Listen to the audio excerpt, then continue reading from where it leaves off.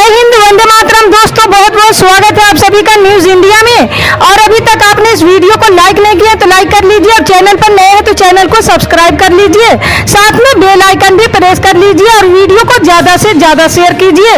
और आप किस राज्य शहर से न्यूज को देख रहे हैं कमेंट में जरूर लिखें। तो चलिए बढ़ते हैं खबरों की ओर। जी हाँ, आपको बता दें कि पश्चिम बंगाल की मुख्यमंत्री ममता बनर्जी ने सोमवार को दावा किया कि केंद्रीय एजेंसियों तथा भारतीय जनता पार्टी के अवैध धन का इस्तेमाल उन निर्वाचित राज्य सरकारों को गिराने में किया जा रहा है जो भाजपा विरोधी दल द्वारा चलाई जा रही है। बनर्जी ने अगले लोकसभा चुनाव में भाजपा को मात देने के संकल्प लिया है। उन्होंने अपने पार्टी तृणमूल कांग्रेस की छात्र शाखा की एक रैली को संबोधित करते हुए कहा कि उनके अलावा पार्टी के वरिष्ठ नेताओं फिरहाद हकीम और अभिषेक बनर्जी के खिलाफ अभियान चलाया जा रहा है। बनर्जी ने कहा, भाजपा सबको चोर बता रही है, वे इस प्रकार से अभियान चला रहे हैं जैसे तृणमूल में हम सब चोर हैं और केवल भाजपा तथा उसके नेता ही पाक साफ है। अगर मैं राजनीतिक में नहीं होती तो मैं उनकी जुबानें खींच लेती। हाल में केंद्रीय एजेंसियों ने हकीम को तलब किया था। इस पर हकीम की गिरफ्तारी की आशंका जताते हुए बनर्जी ने कहा कि अगर उन्हें गिरफ्तार किया जाता है तो वह एक फर्जी मामला होगा, केवल उन्हें परेशान करने के लिए। जी हाँ, आपको बता दें कि दिल्ली के अरविंद केजरीवाल सरकार द्वारा विधानसभा में विश्वास मत पेश किया गया है। विधानसभा के विशेष सत्र में सीएम केजरीवाल ने बीजेपी और केंद्र की मोदी सरकार पर जमकर हमला बोला। केजरीवाल ने कहा कि बीजेपी महंगाई पर चर्चा नहीं करना चाहती है जबकि पूरा देश महंगाई से परेशान है। दिल्ली के सीएम ने गरबा डांस पर भी टैक्स लगा दिया है। गेहूँ, चावल और दही पर भी टैक्स लगाया गया है। दिल्ली विधानसभा में दिल्ली के मुख्यमंत्री अरविंद केजरीवाल बोले कि जब लोगों ने पूछा कि विश्वास प्रस्ताव की क्या जरूरत है, मैंने कहा कि विश्वास प्रस्ताव से हम दिखाना चाहते हैं कि आम आदमी का एक एक विधायक और कार्यकर्ता कट्टर ईमानदार है। मध्य प्रदेश, गोवा, महाराष्ट्र, कर्नाटक में ऑपरेशन लोटस सफल रहा, लेकिन दिल्ली में आकर वो टाइम फिश हो गया। जी हाँ, आपको बता दें कि महाराष्ट्र में शिंदे सरकार और उद्धव गुट के बीच तनातनी जारी है। इस बीच महाराष्ट्र के पूर्व सीएम उद्धव ठाकरे ने शिवसेना की दशहरा रैली को लेकर शिंदे सरकार को चेतावनी दी है। उद्धव ने कहा कि चाहे कुछ भी हो जाए, शिवाजी पार्क के मैदान में ही दशहरा रैली करेंगे। उन्होंने कहा कि शिवसेना की दशहरा रैली मुंबई की शिवाजी पार्क में ही होगी। राज्यभर से शिवसैनिक इस रैली के लिए पहुँचेंगे। उद्धव ने कहा कि सरकार अनुमति देगी या नहीं, ये तकनीकी बातें हम नहीं जानते हैं। हम रैली करेंगे, कोई नहीं कर रहा है, इस बात से हमें फर्क नहीं पड़ता। जिनके खून में निष्ठा है वो शिवसेना गद्दारों से नहीं बल्कि शिवसैनिकों के खून से ही बढ़ी हुई है। उन्होंने कहा कि महाराष्ट्र की मिट्टी गद्दारी के बाद मर्दों को जन्म देती है, नामर्दों को नहीं। सत्ता पक्ष के साथ लोग अमूमन जाते हैं, लेकिन लोग शिवसेना में आ रहे हैं। मुझे जो बोलना है उसे दशहरा रैली में बोलूंगा। जी हाँ, आपको बता दें कि नोएडा के सेक्टर 93A में रविवार के दिन सुपरटेक ट्विन टावर को ब्लास्ट कर गिरा दिया गया है।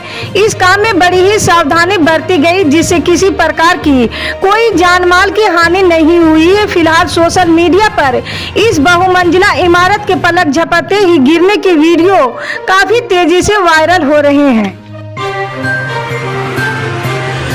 जी हाँ, आपको बता दें कि केरल सरकार और राज्यपाल के बीच तनातनी जारी है। गवर्नर आरिफ मोहम्मद ने पिनराई विजयन सरकार पर निशाना साधते हुए कहा कि उन पर दबाव नहीं डाला जा सकता है।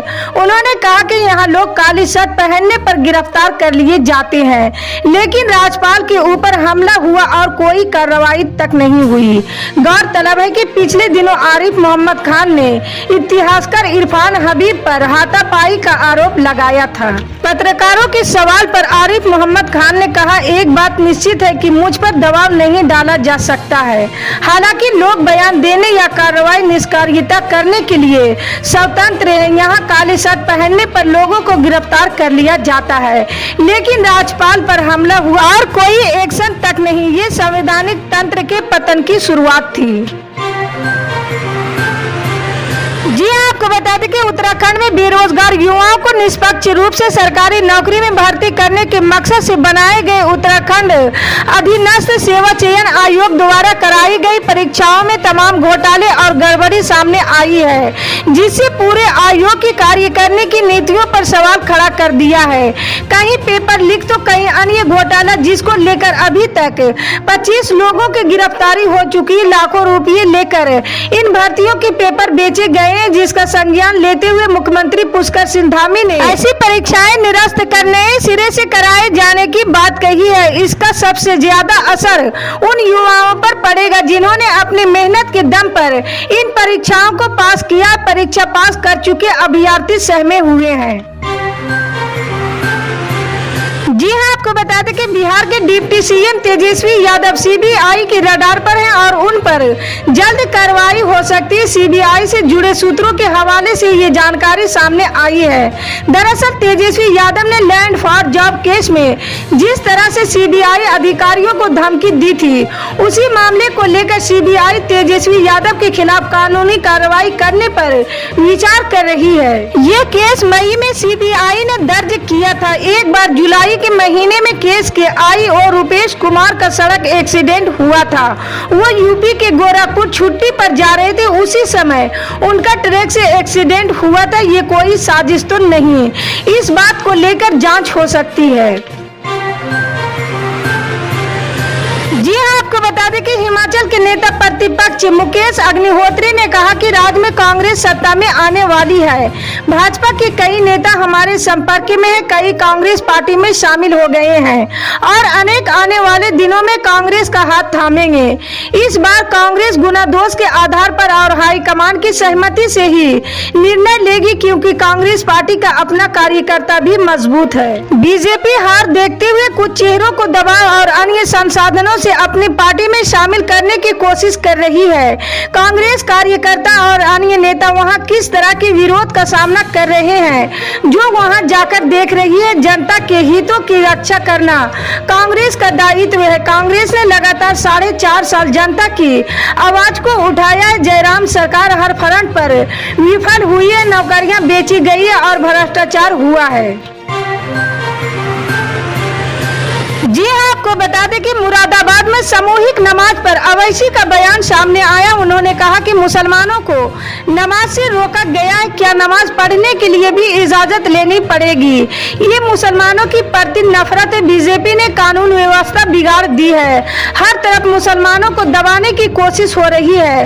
उन्होंने कहा कि कश्मीर में रोज आतंकी घटनाएं हो रही है। कर्नाटक में भाजपा की सरकार सुप्रीम कोर्ट के निर्णय के खिलाफ काम कर रहे हैं। खाने के मामले में कर्नाटक की सरकार से जुड़े मुद्दे पर अवैसी बोले कि कर्नाटक में तो 80% लोग नॉनवेज खाते हैं, होटल में नॉनवेज मिलता है, लेकिन गरीब नॉनवेज की दुकान खोलता है तो ऐतराज करते हैं।